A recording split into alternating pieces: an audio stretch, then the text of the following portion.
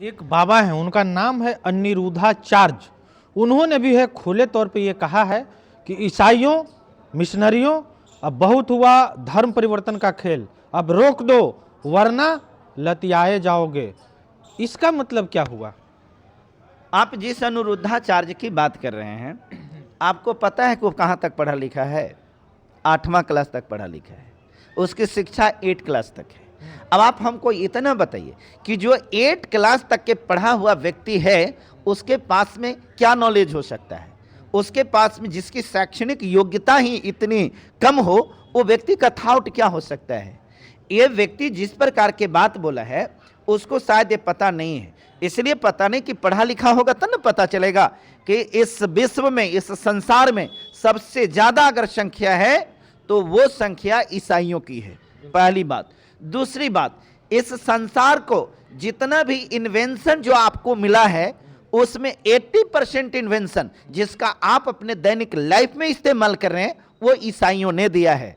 आप जो आज अच्छे अच्छे स्कूल में शिक्षा प्राप्त कर रहे हैं, और भारत की व्यवस्था की अगर बात करें तो भारत के टॉप 10 स्कूल की अगर बात करें तो टॉप 10 में 10 के 10 जो रैंक होगा, 10 को 10 विद्यालय का अगर नाम आएगा तो मिशनरी स्कूल, क्रिश्चियन का स्कूल का नाम आएगा।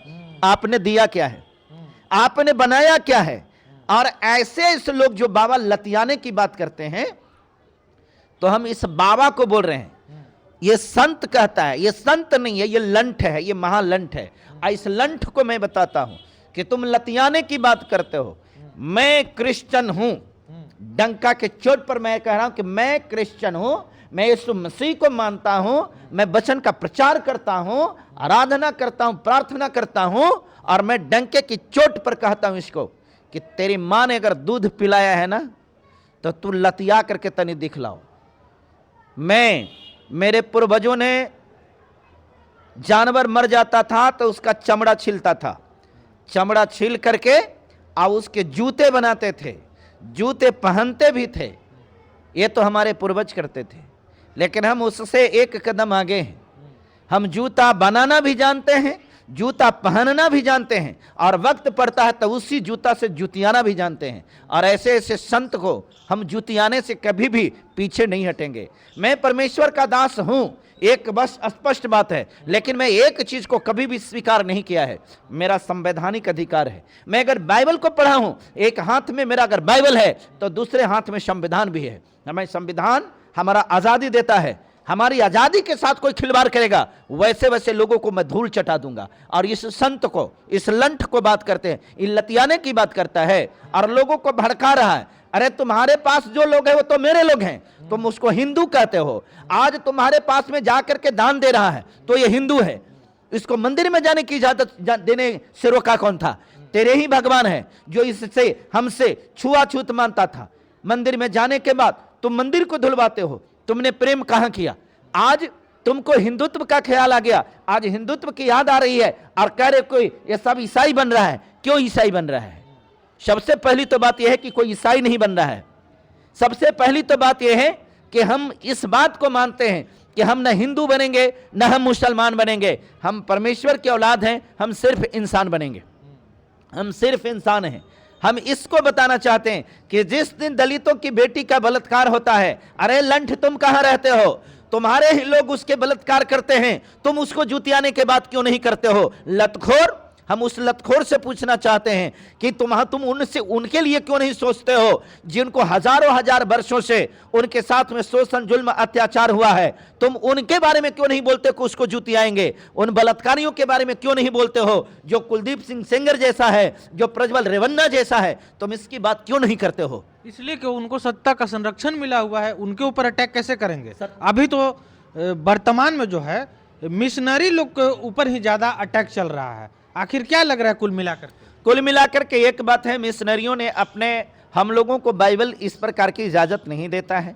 हम प्रेम करने के लिए हैं, हमें प्रेम करने की इजाजत बाइबल देता है। हम प्रेम करने वाले हैं, हम क्षमा करने वाले हैं। हमारी क्षमा करना को वो कमजोरी समझता है, जबकि हम कमजोर नहीं हैं। हम जिस दिन बाइबल को रख देंगे, हम जिस दिन बाइबल को रख देंगे और जिस दिन ये लोग जिस प्रकार से लंठाई पर उतर गया है, हम जिस दिन उतर जाएंगे इस पर, हम गारंटी के साथ कहते हैं कि इसको भागने के लिए जमीन कम पड़ जाएगा और फिर ये वहीं भागेगा जहां से आया था और वहां भी इसको रहने नहीं देगा।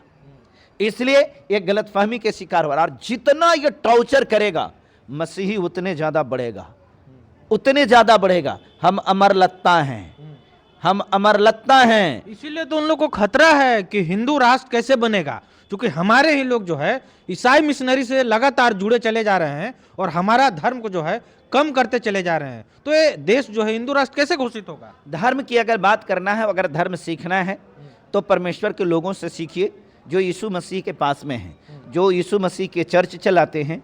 अगर धर्म के बारे में वास्तव में सीखना कि धर्म क्या है तो वहाँ पर जाकर के सीखिए। धर्म की सही व्याख्या वहीं होती है। बाकी जगह पर जो है धर्म की व्याख्या के नाम पर वहाँ पर सिर्फ और सिर्फ लोगों के साथ धोखा होता है। लोगों को, उनकी बहन बेटियों को जो सुंदर होती हैं उनके साथ में शोषण होता है। मैं ये बात आंकड़े के आधार पर कर रहा हूँ। अभी आपने देखा होगा बहुत सारे संत जो हैं जेल में बंद हैं, इसके लिए बंद हैं। मिशनरी पास्टर्स की अगर बात करें तो मैं इक्के दुक्के की बात नहीं कर सकता हूँ, परंतु आपको 99% जो लोग पास्टर होते हैं उनका चारित्रिक निर्माण परमेश्वर की ओर से उनका शुद्ध चरित्र होता है, उनकी आचरण शुद्ध होती है। इस बात की पूरी गारंटी के साथ मैं कह सकता हूँ। बात रह गई सत्ता के संरक्षण में पल रहे हैं, सत्ता की चाटुकारिता कर रहे हैं, और ये लोग संत नहीं हैं बल्कि भाजपा के आरएसएस के ये दलाल हैं। मैं नाम के साथ कहता हूँ कि इसके ये दलाल हैं और इनका काम दलाली करना है, यही काम इसका है। ये हैं, चाहे एक कौन शास्त्री है वो है, ये सब जो है ना ये बीजेपी का दलाल है, बीजेपी का प्रचार तंत्र है। और ये वोट मांगने के लिए, लोगों को वोट लेने के लिए लोगों को जबरदस्ती हिंदू बना रहा है। हम किसी को हिंदू, मुस्लिम, सिख, ईसाई में बांटना नहीं चाहते हैं। हम लोगों को इंसान बनाने के फेर में हम लोगों को इंसान बनाते हैं। अब अगर लोगों को इंसान बनाना धर्म परिवर्तन है तो हम धर्म परिवर्तन कराते हैं। अगर लोगों को जीवन देना अगर धर्म परिवर्तन है तो लोगों को हम बचाते रहेंगे। अगर लोगों को गलत मार्ग से जाने से रोकना अगर धर्म परिवर्तन है तो हम ये काम करते रहेंगे और हम सबको कहेंगे कि सबको ये काम करना चाहिए। चलिए, पास्टर जी का बातचीत कैसा लगा कमेंट करके आप अपनी प्रतिक्रिया जरूर दीजिएगा। बाकी मिलते हैं किसी दूसरे खबरों के साथ, तब तक के लिए धन्यवाद।